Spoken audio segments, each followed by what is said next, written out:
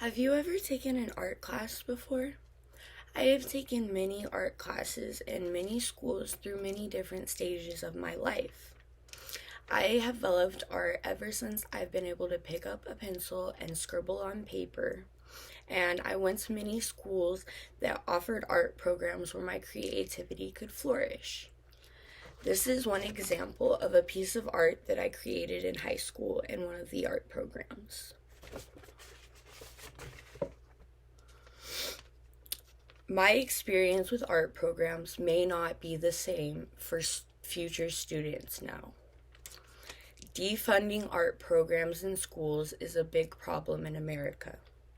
America has been making budget cuts to schools, which is cutting out art programs. From a website called KM Perform, in an article called Funding for Schools Art Programs Ending by Jen McDonald, posted in May 2016, says that 80% of schools in America since 2008 have been forced to make budget cuts, with art programs being the first to be cut. An example of this is in the 1999 to 2000 school year, 20% of schools offered dance and theater.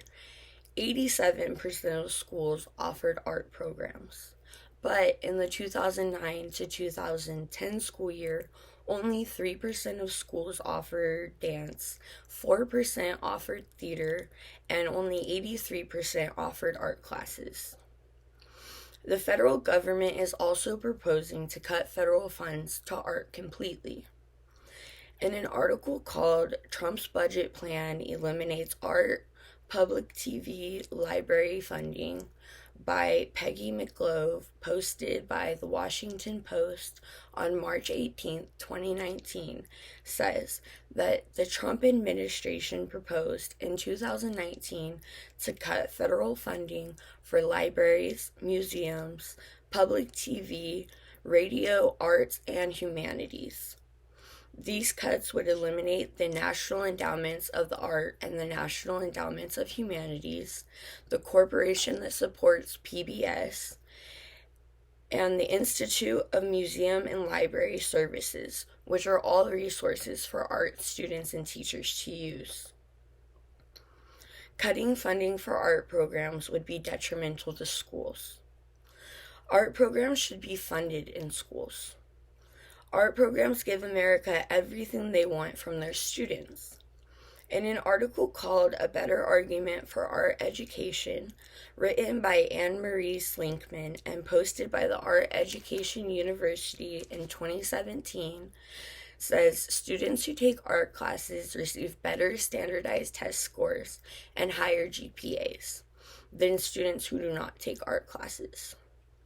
From a website called The Crimson White, in an article called Public Schools Should Continue to Fund the Arts by Parker Grogan, posted on March 21st, 2019, says if students have a background in arts, they are 55.38% more likely to attend college and significantly less likely to be arrested than if they weren't in art programs.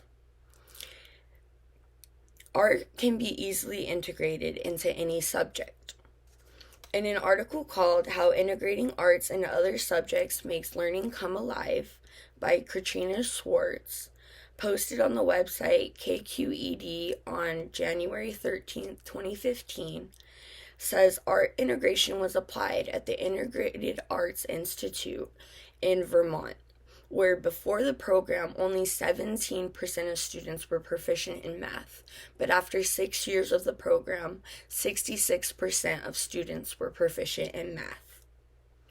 An example of integrating art into math is into a group of students who were studying Wasily Kandinsky, who was a geometrical artist, and creating their own geometrical art while also having to name the angles in their art.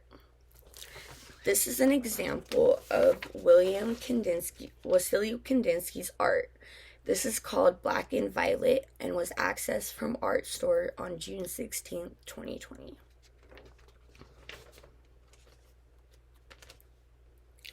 As you have heard, art can truly benefit students. If more art programs were funded, it would benefit children for the long term. Art can help students get closer to self-actualization. Art programs give students outlets to express their creativity and promotes more creativity later in life.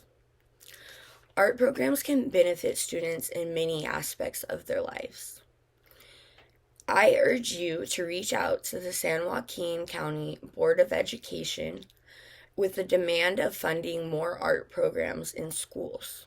You can call the Board of Education today at 209-468-4802 and tell them that art programs can benefit students and that they need to be funded. Call today and help your local schools get more funding. Thank you.